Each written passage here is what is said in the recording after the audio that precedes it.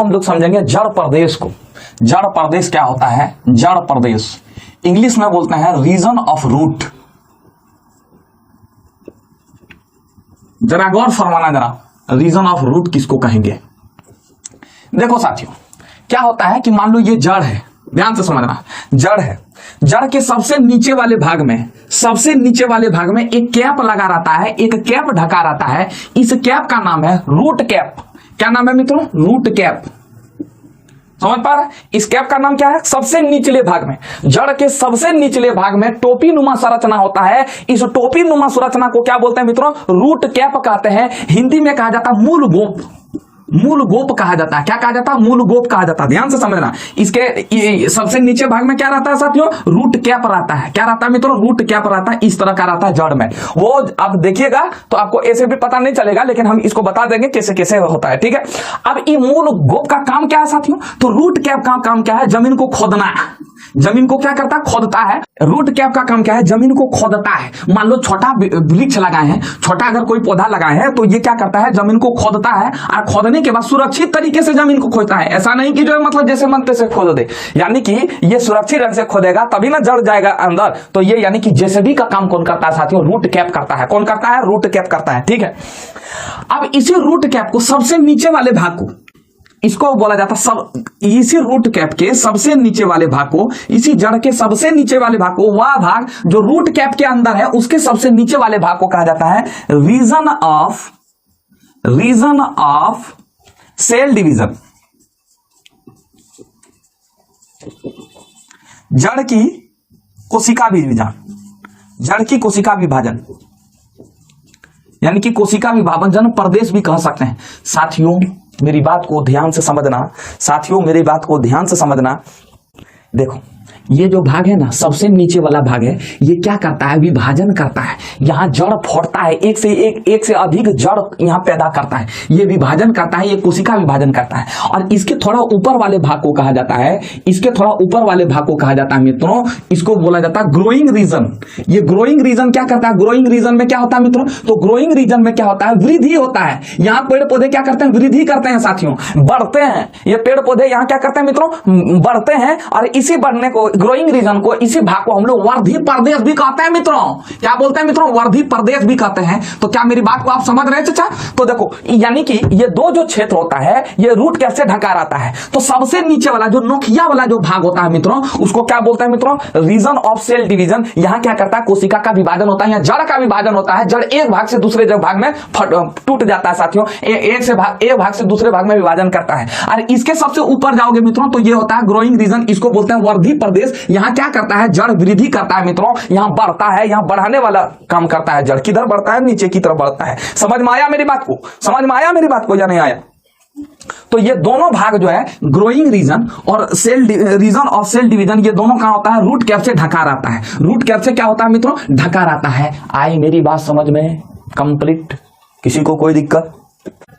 अब ये हुआ वर्धी प्रदेश। वर्धी प्रदेश के ऊपरा में, यहां थोड़ा सा ऊपर जाओगे तो इस जगह ऊपरा में रीजन ऑफ एलोगनेशन कहा जाता है। इसको रीजन ऑफ एलोगनेशन कहा जाता है, ठीक है, एलोगिनेशन कहा जाता है। साथियों इस क्षेत्र को कहा जाता है हिंदी में दीर्घवृद्धि प्रदेश।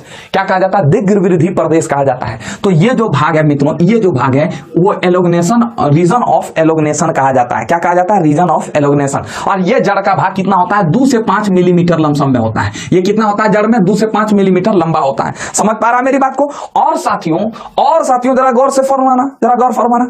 और इसके सबसे ऊपरी भाग को मित्रों, इसके सबसे ऊपरी भाग को क्या बोलते हैं मित्रों?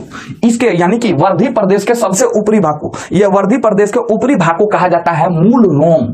क्या कहा जाता है? मूल रोम। इंग्लिश में कहा जाता है रूट हेयर। क्या कहा जाता है? रूट हेयर मित्रों, रूट हेयर करता है। ये क्या करता है?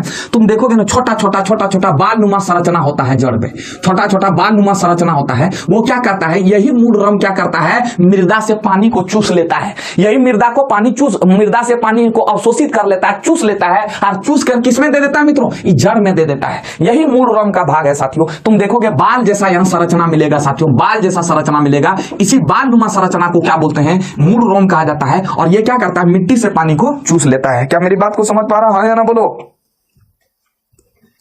रूट हेयर समझा, ये जल को अवशोषण करता है साथियों, यही जल को अवशोषण करता है। और इसके बाद इसके ऊपर वाले भाग को, मूल रोम के ऊपर वाले भाग को परिपक्व प्रदेश कहा जाता है। क्या कहा जाता है? परिपक्व प्रदेश कहा जाता है, रीजन ऑफ मैच्योरेशन कहा जाता है, रीजन ऑफ मैच्योरेशन परिपक्व प्रदेश कहा जाता है। क्या कहा जाता है मित्रों? परिपक्व प्रदेश कहा जाता है। और यहीं से साथियों, यहीं से जो है तना निकलता है, सीधा निकलता है मित्रों, यहीं से तना निकलता है। तो जड़ प्रदेश के कितने भाग हम लोगों ने पढ़ा? तो पहला भाग था साथियों ये रूट कैप। रूट कैप के ही सबसे अंदर में दो भाग पाए जाते हैं। पहला पाए जाते हैं रीजन ऑफ सेल डिवीजन, दूसरा होता है ग्रोइंग रीजन। इसके ऊपर में जाओगे तो रीजन ऑफ एलोगनेशन, इसके ऊपर में जाओगे तो रूट हेयर प्रदेश मिलेगा, यानी कि root region of root hair. इसके ऊपर में जाओगे तो परिपक्व प्रदेश कहा जाएगा, region of maturation, region of maturation. यानी कि जड़ के कितने भाग हो चुके साथियों? 1 2 3 4 5 और 6 भाग हम लोगों ने जड़ के बारे में पढ़ लिया।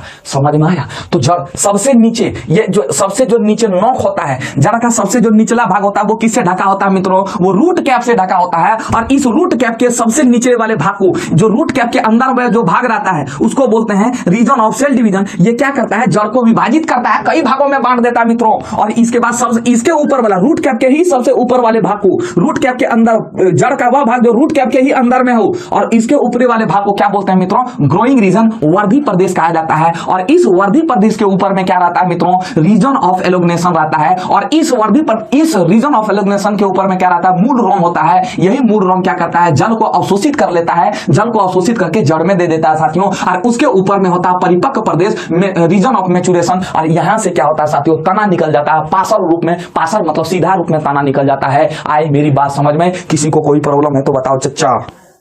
तो ये तुम लोग समझा, मूल रोम किसको कहेंगे ये तुम लोग समझा। ये देखो सबसे नीचे वाला भाग है मित्रों, ये सबसे नीचे वाला भाग क्या होता है? रूट कैप होता है ये। और इसी रूट, यहां से रूट कैप लगा रहता है, यहां क्या रहता है? रूट कैप लगा रहता है इतना भाग। ये रूट कैप का काम है जमीन को खोदना, तब ना ये जड़ नीचे जाएगा रे बबुआ, तुम तो खोदने जाएगा नहीं। और इस रूट कैप के दो भाग होते हैं, पहला होता है cell region of cell division, और दूसरा होता है ग्रोइंग रीजन। ग्रोइंग रीजन क्या बोलता है? वो वृद्धि करता है। और इसके ऊपर में क्या रहता है मित्रों? इसके ऊपर में होता है रीजन ऑफ एलोगनेशन। और इसके ऊपर में क्या होता है? Root hair. देखो साथियों, ये रूट हेयर क्या करता है? यहां से छोटे छोटे छोटे बाल नुमा संरचना जैसे जड़ निकले होते हैं साथियों। इस जड़ को क्या कहता है? सॉरी, इस रीजन को क्या कहता है?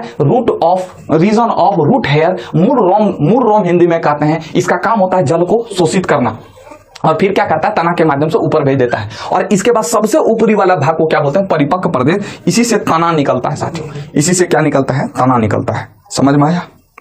किसी को एनी बड़ी प्रॉब्लम? किसी को कोई दिक्कत? अब हम लोग चलते हैं जड़ों का रूपांतरण।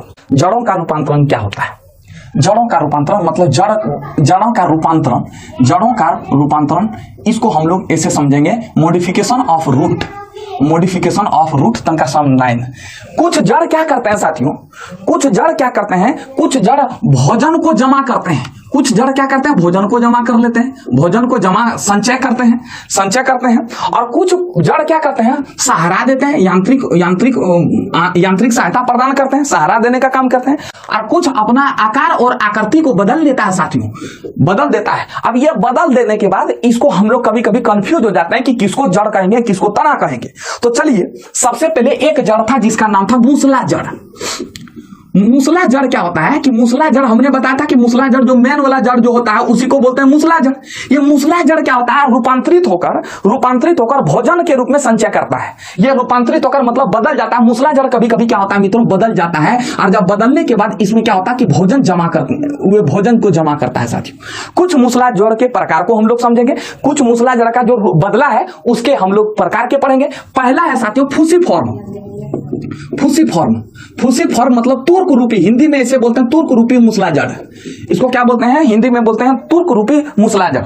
इसका होता है, इसके एग्जांपल है मूली। ज्यादा इसको डिटेल से नहीं पढ़ना है, सिर्फ इसको समझना है, इसको याद करना पड़ता है साथियों। इसको क्या करना पड़ता है? याद करना पड़ता है। तो मूली क्या है साथियों? मूली मूसला जड़ में ही, ये मूसला जड़ है। मूसला जड़ क्या होता है कि जब ये बदल जाता है, रूपांतरित हो जाता है, तो देखो मोटा मोटा ससुरा निकलने लगता है। नहीं निकलता है? ये क्या है? मूली क्या है? हम लोग जड़ खाते हैं। मूली क्या खाते हैं? हम लोग जड़ खाते हैं मित्रों। तो ये ससुरे मोटे मोटे रूप में होने लगता है। इसी जड़ को, इसी मूसला जड़ को जब ये मोटे मोटे के रूप में होने लगता है, इसी को बोलते हैं फूसीफॉर्म। क्या बोलते हैं मित्रों? फूसीफॉर्म। हिंदी में क्या बोलते हैं? तुर्क रूपी। इसका एग्जांपल क्या है साथियों? मूली है। समझ में आया? कोई दिक्कत? चाचा किसी को दिक्कत? और दूसरा होता है नेपीफॉर्म। हिंदी भी इसका लिखा हुआ है नेपिफॉर्म, इंग्लिश ही याद रखना, कोई दिक्कत नहीं होगा। नेपिफॉर्म को हिंदी में बोला जाता है कुंभी रूपी। क्या कहा जाता है? कुंभी रूपी। कुंभी रूपी नेपिफॉर्म क्या होता है? नेपिफॉर्म क्या होता है, ध्यान से समझो। नेपिफॉर्म क्या होता है? उसमें आता है सलजम, सलजम और चुकंदर। छुछुंदर में सलजम और चुकंदर। ससुरा सलजम और चुकंदर क्या होता है कि मूली जैसा ही होता है, लेकिन तुम देखो ऐसे होगा, ऐसे उसका ऐसे होगा। सलजम जो है ऐसे ऐसे ऐसे निकलेगा, है ना। सलजम थोड़ा क्या होता है, इसी ढंग का होता है, लेकिन बोल जैसा आकृति संरचना हो जाता है, उसी को बोलते हैं नेपिफॉर्म। सलजम और चुकंदर जो है नेपिफॉर्म, मूसला जड़ का ही रूपांतरित रूप है साथियों। हम लोग आपसे पूछेगा साथियों कि हम लोग मूली का कौन सा भाग खाते हैं, तो क्या बोलना? जड़। बोलेगा सलजम का कौन सा भाग खाते हैं? जड़। अगर पूछ दे कि उसमें भी कौन सा जड़, बोला नेपिफॉर्म। कौन सा? मूसला जड़ ही बदल जाता है नेपिफॉर्म में। जब मूसला जड़ जो है थोड़ा सा और गोल हो जाता है, गोल हो जाता है, उसी को बोलते हैं नेपिफॉर्म। नेपिफॉर्म का उदाहरण कौन है साथियों? सलजम और चुकंदर। इसको हिंदी में बोलते हैं कुंभी रूपी। क्या बोलते हैं हिंदी में? कुंभी रूपी। आई मेरी बात समझ में? किसी को कोई दिक्कत? बताओ मित्रों, बताओ मित्रों, बताओ मित्रों। कैरट अभी नहीं आएगा, कैरट नहीं आएगा, कैरट आएगा। कोनिकल, कोनिकल, कोनिकल मतलब होता है कोणीय रूपी, कोणीय शंकु रूपी। कोनिकल मतलब होता है शंकु रूपी, कोनिकल मतलब होता है शंकु रूपी। शंकु रूपी में मतलब क्या होता है साथियों, ध्यान से समझना। शंकु रूपी में देखो गाजर है, गाजर क्या होता है? इस तरह होता है, शंकु में होता है, शंकु में होता है। इसके बाद यहां से तुम्हारा ये निकलेगा, ठीक है, शंकु रूपी में होता है। तो इसका एग्जाम्पल क्या होगा मित्रों? गाजर। यानी कि पूछेगा हम लोग गाजर का कौन सा भाग खाते हैं मित्रों? जड़ को खाते हैं। हम लोग गाजर का कौन सा भाग खाते हैं? जड़ को खाते हैं। कौन सा भाग खाते हैं मित्रों? जड़ को खाते हैं। समझ में आया? किसी को कोई दिक्कत? कोई किसी को दिक्कत? किसी को एनी बड़ी प्रॉब्लम? और एगो होता है न्यू मेटाफोर, एगो होता है न्यू मेटाफोर, न्यू मेटाफोर। इसमें पी साइलेंट होता है, न्यू मेटाफोर, न्यू मेटाफोर। ये ससुरा, ये न्यू मेटाफोर क्या होता है? इसमें जो है, इसमें सुंदरी, ये कहां होता है? दलदली में उगते हैं। दलदली मतलब समझते हो? दलदली क्षेत्र में उगता है। दलदली क्षेत्र में ऐसा क्षेत्र जहां पानी की मात्रा बहुत कम हो, या जहां पानी की मात्रा कम हो, कीचड़ वाले क्षेत्र में ये ससुरे उगते हैं। न्यू मेटाफोर जो मूसला जड़ होते हैं वो यहीं आते हैं, दलदली क्षेत्र में उगते हैं, ठीक है। और ये जड़ जो है दलदली क्षेत्र में उगते हैं, लेकिन कुछ समय के बाद ये जमीन के बाहर आ जाते हैं, जमीन के बाहर आ जाते हैं साथियों। ये क्या आ जाते हैं? जमीन के बाहर आ जाते हैं। जैसे सुंदरी नामक एक वृक्ष है साथियों, जो सुंदरवन डेल्टा में पाए जाते हैं। कहां पाए जाते हैं मित्रों? सुंदरवन डेल्टा में पाए जाते हैं। ये क्या करते हैं? कुछ समय तो जमीन के अंदर रहते हैं, लेकिन कुछ समय के बाद साथियों ये कहां आ जाते हैं? कहां आ जाते हैं? जमीन के ऊपर में आ जाते हैं। ये एक ऐसा जड़ है साथियों जो जमीन के ऊपर में भी आ जाता है। ये कहां उगता है साथियों? दलदली क्षेत्र में उगता है। फिर कई एग्जाम्पल है इसमें, सुंदरी वृक्ष और दूसरा है साथियों राइजोफोरा। इस सबको थोड़ा एग्जांपल याद रखना साथियों, इससे तो बहुत एग्जांपल है साथियों, लेकिन जो मेन एग्जांपल है उसी को हम लिए हैं। किसी को कोई दिक्कत? कंप्लीट। किसी को कोई दिक्कत? किसी को कोई प्रॉब्लम? ये मूसला जड़ इतने 4 भागों में विभाजित तो रूपांतर बदल जाता है साथियों। पहला भाग है फूसी फॉर्म। फूसी फॉर्म जब मूसला जड़ थोड़ा मोटा हो जाता है मित्रों, मोटा हो जाता है, उसी को बोलते हैं फूसी फॉर्म। फूसी फॉर्म का एग्जांपल है मूली। थोड़ा कुंभी रूपी मतलब इस तरह का आकृति का हो जाता है, उसको बोलते हैं सलजम। थोड़ा गोल हो जाता है, उसको क्या बोलते हैं हम लोग? नेपिफॉर्म। सलजम हुआ, चुकंदर हुआ। कोनिकल शंकु रूपी मतलब थोड़ा इस तरह का आकार बन जाता है, उसको हम लोग बोलते हैं शंकु रूपी। उसका एग्जाम्पल क्या हुआ? गाजर। और न्यू मेटाफोर साथियों वो दलदली क्षेत्रों में उगने वाले जड़ है, और ये जमीन के बाहर भी आ जाते हैं, और इनका एग्जांपल है सुंदरी और राइजोफोरा। किसी को कोई दिक्कत है तो बताओ साथियों, किसी को कोई दिक्कत है तो बताओ साथियों। अब देखो, ये तो मूसला जड़ रूपांतरित किया। अब देखते हैं अपस्थानिक जड़। अपस्थानिक जड़ कैसे बदलता है? अपस्थानिक जड़ कैसे रूपांतरित किया है?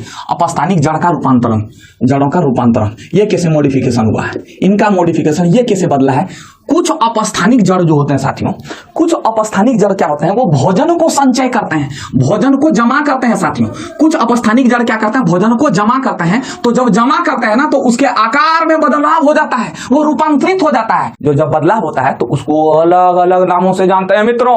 जिस तरह मूसला जड़ बदलाव हुआ ना, मूसला जड़ बदलाव हुआ, उसको अलग अलग नाम से जाने, फूसीफॉर्म, नेपिफॉर्म, इस सब नाम से जाने की नहीं। तो उसी तरह जब कुछ अपस्थानिक ऐसे जड़ होते हैं जो भोजन को जमा करते हैं। क्या करते हैं? भोजन को जमा करने के दौरान अपने आकार में चेंज हो जाते हैं साथियों। अपने आकार, वो जड़ अपने आकार में चेंज कर लेते हैं। इस तरह के कितने जड़ हैं? तो पहला जड़ है साथियों टुबेरस। टुबेरस हिंदी में इसको बोलते हैं कंदील। क्या बोलते हैं मित्रों? कंदील कहा जाता है। ये ससुरा क्या होता है? टुबेरस। ध्यान से समझो, किसी को कोई दिक्कत है तो? शकरकंद जानता है? शकरकंद जानता है तुम लोग? शकरकंद, अरे शकरकंद स्वाद में कैसा होता है बाबू रे? शकरकंद कैसा होता है? शकरकंद कैसा होता है स्वाद में? कैसा होता है शकरकंद? मीठा होता है। जानते हो ये क्या करता है? ये मिट्टी से, शकरकंद क्या करता है, मिट्टी से क्या करता है, शर्करा को ले लेता है, कार्बोहाइड्रेट को जमा कर लेता है।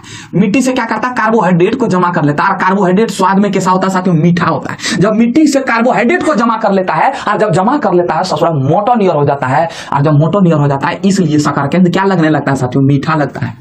क्यों? क्योंकि वो मिट्टी से कार्बोहाइड्रेट को जमा कर लेता है, भोजन के रूप में कार्बोहाइड्रेट को जमा कर लेता है साथियों। और हमने आपको बताया ना कि भोजन जमा कहाँ होता है? जड़ में भोजन जमा भी होता है, यांत्रिक सहायता भी प्रदान करता है जड़। यानी कि जड़ खड़ा रहने में का काम भी, मतलब तना को खड़ा रखने का भी काम कौन करता है मित्रों? जड़ करता है। भोजन जमा कहाँ होता है? जड़ में होता है। तो मिट्टी से कार्बोहाइड्रेट को ले लेता है, इसलिए शकरकंद क्या होता है मित्रों? मीठा होता है। आई मेरी बात समझ में? किसी को एनी बड़ी प्रॉब्लम है तो बताओ साथियों। अब एक होता है फेसिकुलेशन। फेसिकुलेशन हिंदी में इसे बोलते हैं पुलकित। क्या बोलते हैं? नाम है ससुर अलग अलग। पुलकित क्या होता है? ये देखो, इसका जड़ इस तरह का होता है। ये जड़ होगा, ये मोटा मोटा होता है ससुरा।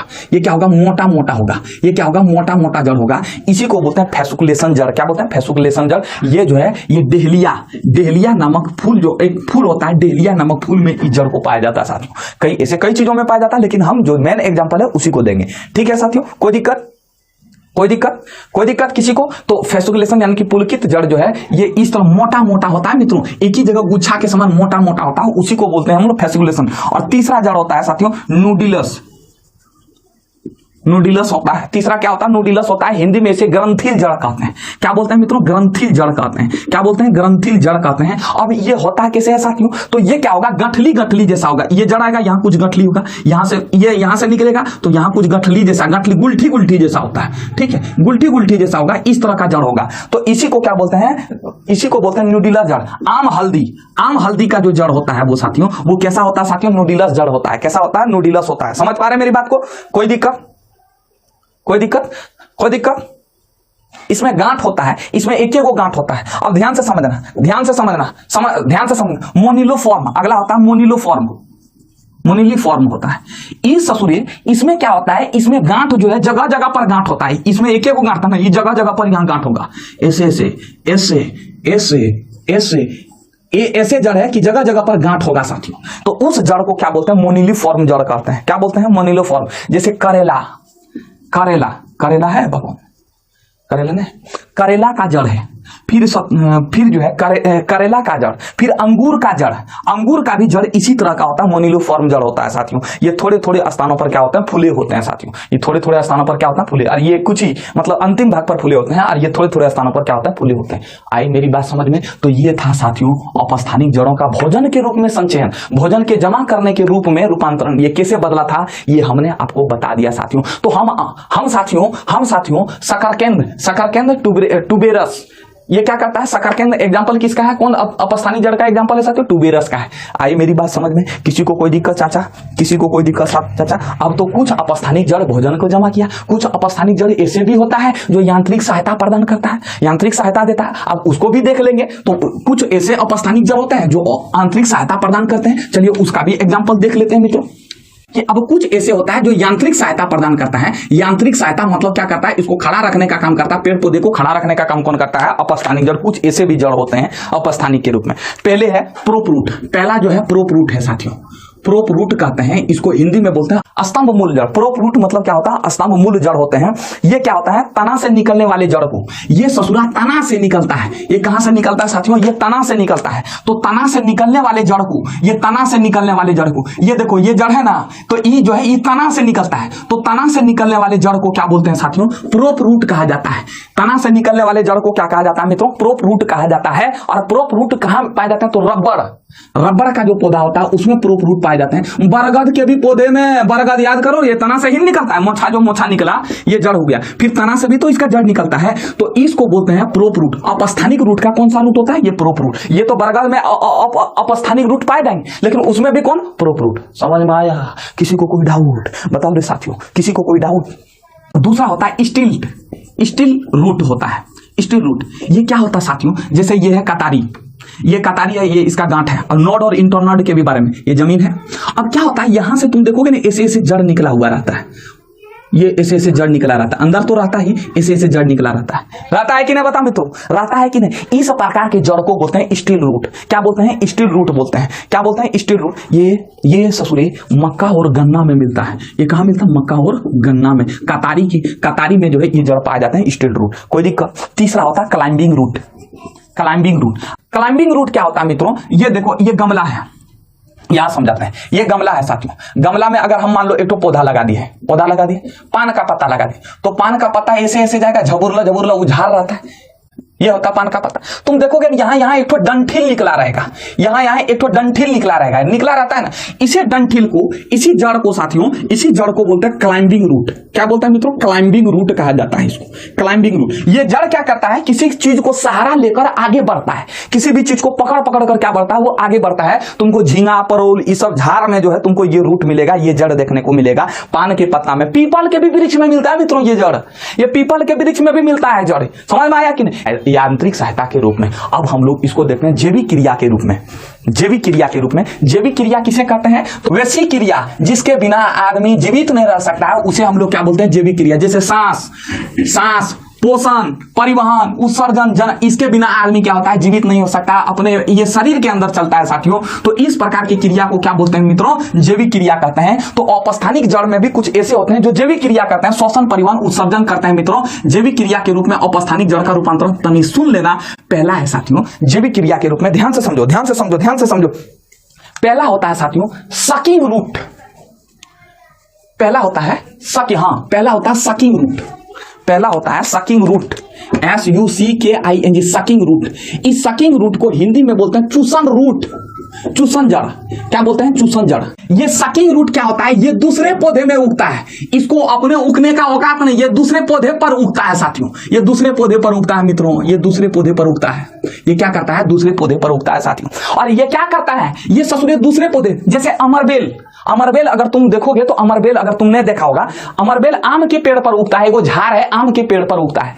वो ससुरा क्या करता है? आम के पेड़ पर, ये आम का पेड़ है ना, आम के पेड़ पर अमरबेल चल जाएगा और उसी से, आम के ही पेड़ से वो सांस भी लेगा और उसी से भोजन भी बना लेता है ससुरा। इसका मतलब ऐसे जीव जो दूसरे जीवों पर अपना भोजन दूसरे जीवों पर निर्भर करता है, उसे क्या बोलते हैं? परजीवी। क्या बोलते हैं साथियों? परजीवी बोलते हैं। तो सकिंग रूट क्या होते हैं? परजीवी होते हैं। क्या होते हैं साथियों? परजीवी होते हैं। और ये क्या करते हैं? ये आम के पेड़ को हानि पहुंचाता है साथियों। आम के पेड़ को क्या पहुंचाता है? हानि पहुंचाता है। ये जड़ क्या करता है? ये जड़ क्या करता है? दूसरे पौधों से, ये ससुरा अपना इसका कुछ नहीं होता है, ये क्या करता है? दूसरे पौधों से भोजन भी ग्रहण करता है और प्लस यांत्रिक सहायता भी प्रदान करता है। अगर ये दूसरे पौधों पर नहीं रहेगा तो साथियों इसका कोई अस्तित्व नहीं, यानी कि ये दूसरे माल पर पलने वाला इंसान है साथियों। समझ में आया? जैसे चंदन, अमरबेल, ये साथियों क्या है? अमरबेल क्या है? ये चूसन रूट है साथियों, चूसन जड़ है। किसी को कोई दिक्कत? Anybody problem? अगला जड़ जो होता है इपीफाइटिक अधिपात जड़ कहते हैं इसको। ये भी ससुरे दूसरे पौधे पर उगता है साथियों। लेकिन ध्यान से समझना, ये भी दूसरे पौधे पर उगता है, लेकिन ससुरा ये दूसरे पौधे को हानि नहीं पहुंचाता, जबकि ये ससुरा सकिंग रूट जो है हानि पहुंचाता था। इपीफाइटिक जो है हानि नहीं पहुंचाता है। अच्छा, कोई क्वेश्चन तो नहीं है? इपीफाइटिक जो है हानि नहीं पहुंचाता है साथियों। जैसे आर्किड का एक पौधा होता है, इसका एग्जाम्पल ही याद रखना। आर्किड का पौधा जो होता है वो इपीफाइटिक होता है। समझ में आया? किसी को दिक्कत? अब तीसरा होता है रेस्पिरेटरी रूट। रेस्पिरेटरी रूट मतलब क्या होता है? श्वसनीय जड़ होता है। श्वसनीय जड़ मतलब क्या होता है? ये जल में उगने वाला जड़ होता है। ये जो जलीय पौधे होता है ना, उसमें ये जड़ पाए जाते हैं। ये जलीय पौधे में ये जड़ पाए जाते हैं। और इसका जो है, इसका सबसे बड़ी बात है ना कि इसमें पत्ता से ही जड़ निकलता है साथियों। इसमें क्या निकलता है? पत्ता से ही जड़ निकल जाता है, पत्ता से ही जड़ निकलता है। जैसे एक होता है, एक पौधा होता है जिसका नाम है जूसिया पौधे के पत्ते से ही जड़ निकलता है साथियों। तो उसमें किस तरह के रूट पाए जाएंगे? रेस्पिरेटरी रूट पाए जाएंगे। आई मेरी बात समझ में? और चौथा है साथियों स्वांगीकरण रूट, एसिमिलेशन, या इसको बोल सकते हैं प्रकाश संश्लेषीय रूट भी कह सकते हैं इसको। स्वांगीकरण जड़ या एसिमिलेशन रूट या प्रकाश संश्लेषीय रूट कहा जाता है। ये क्या करता है, दूसरे के ये पोषण होने के बाद ये क्या करता है, ये जड़ थोड़ा सा वृद्धि करने शुरू करता है। इनको जैसे भोजन मिलता है तब ये बढ़ना शुरू करता है साथियों, ये भोजन मिलता है तब ये बढ़ना शुरू करता है। किसी को दिक्कत, जैसे सिंघाड़ा जानते हो, छठ पर्व में सिंघाड़े का प्रयोग किया जाता है साथियों। सिंघाड़े में कौन सा रूपांतरित होता है, जड़ का कौन सा, अपस्थानिक जड़ में कौन सा रूपांतरित भाग होता है साथियों, स्वांगीकरण जड़ होता है। समझ में आया, सिंघाड़ा का पेड़ जो होता है वो जल में उगता है साथियों, उसमें कौन से जड़ पाए जाते हैं, तो उसमें स्वांगीकरण जड़ पाए जाते हैं। आई मेरी बात समझ में साथियों, सिंघाड़ा हुआ, फिर टेनोस्पोरा हुआ, कई हैं ऐसे उदाहरण बहुत है, सारे हैं साथियों। तो इसलिए जो मेन होगा उसी के बारे में हम लोग चर्चा करेंगे। तो साथियों पूरे कंप्लीट जड़ खत्म हो गया।